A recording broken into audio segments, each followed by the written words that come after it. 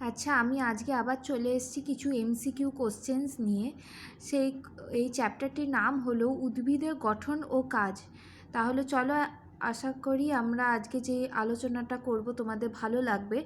প্রথম প্রশ্নটি হলো, পৃথিবীর ক্ষুদ্রতম ফুল কি? এই ক্ষুদ্রতম ফুল হলো উলফিয়া। উলফিয়া স্কোপিকা। আচ্ছা, তারপরে হলো, পৃথিবীর সবচেয়ে বড় ফুল কি? সবচেয়ে বড় ফুল হচ্ছে র্যাফলেশিয়া।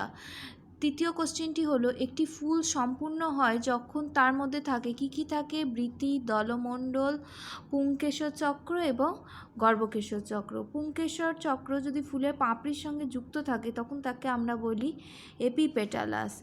হিবিস্কাস ফুল কি? এটি হলো সমাঙ্গ এবং গর্ভপাত।